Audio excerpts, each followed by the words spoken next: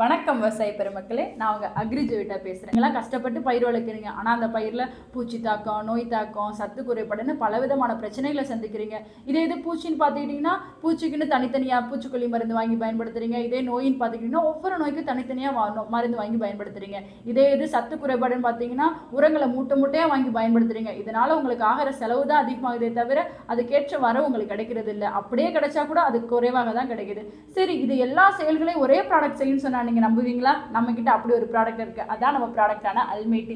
இதில் 11 வகையான நுண்ணீர்கள் இருக்குது. என்னென்ன நுண்ணீர்கள் பார்க்கணும்னா, உயிர் உர கூட்டமைப்பான அசிட்டோபாக்டர், பெசிலஸ் மெஜிடேரியம், ப்ரௌட்டோரியா, ஆரஞ்சியா, குளுக்கோனோ அசிட்டோபாக்டர் 4 வகையான நுண்ணீர்கள் இருக்குது. அதே இது உயிர் பூச்சிக்கொல்லி கூட்டமைப்பான அதாவது மெட்டாரிசம், அனிசோஃபிலே, பிவேரியா பேசியானா, வெட்டிசிலியம் லெக்கானி, அதுக்கப்புறம் பார்த்துக்கிட்டிங்கன்னா பெசிலஸ் துரிஞ்சென்சின்னு ஒரு 4 வகை நுண்ணீர்கள் இருக்குது. அதுக்கப்புறம் பார்த்தீங்கன்னா உயிர் பூஞ்சான கொல்லிங்கிற ஒரு கூட்டமைப்பு இருக்குது. அதில் 3 வகை நுண்ணீர்கள் இருக்குது. என்ன நுண்ணீர்கள் பார்த்தீங்கன்னா ட்ரைக்கோடர்மா ஹாரிசானம், சூடோமோனாஸ் ஃப்ளோரசன்ஸ், பெசிலஸ் சப்ஸ்டிலிஸ்ன்னு சொல்லிட்டு ஒரு 3 வகை நுண்ணீர்கள் இருக்குது.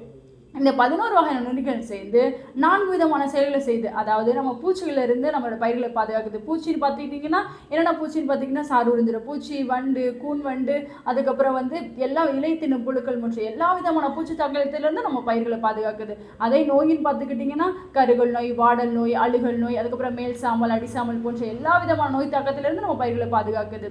அதோடு மட்டும் இல்லைங்க, இது சத்துக்களையும் எடுத்து கொடுக்குது. இல்லாமல் இது பயிர் துரிதமாக வளர்வதற்கு ஏற்ற ஹார்மோன்களை சுரக்கிறதுனால இது பயிர் வேகமாக நல்லா வளர்ச்சியை தரும். அது மாதிரி நல்லா மலர்கள் நல்லா பூக்கும், நல்லா காய் வைக்கும். அந்த காய்கள் நல்லா பருவட்டாகவும் இருக்கும், நல்ல விளைக்கும் போகும். இதனால் நம்ம நல்ல லாபமும் பார்க்கலாம்.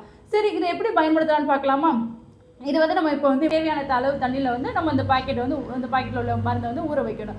அப்படி ஊற வச்சுட்டு என்ன பண்ணணும்னு பார்த்தீங்கன்னா, நம்ம எதில் கலந்து கொடுக்குறோமோ, அதாவது மணலா இல்லாட்டி அப்படி இல்லாட்டி நம்ம ஒரு சாணமாக இருந்தாலும் அதில் இந்த தண்ணியை நல்லா தெளிச்சுட்டு அதுக்கப்புறம் நம்ம அடி உரமாக கொடுக்கணும். இது நம்ம இலை தெளிப்பிலேயே நம்ம கொடுக்கலாம். இலையில் தெளிக்கும் பொழுது எப்படின்னா ஒவ்வொரு டேங்குக்கும் 1 லிட்டர் கணக்கில் நம்ம தெளிச்சு விட்டுணும். இந்த மாதிரி கரெக்டாக நீங்கள் வாங்கி பயன்படுத்தினீங்கன்னா நல்ல லாபத்தையும் எடுக்கலாம், குறைந்த செலவிலேயே நம்ம நல்ல லாபத்தை எடுக்கலாம். ஸோ எல்லா விவசாயிகளும் இதை வாங்கி பயன்படுத்தி நல்ல பலனை பெற்றிட என்னுடைய வாழ்த்துக்கள். நன்றி. மேலும் தொடர்புக்கு 9943372927 அணுகவும்.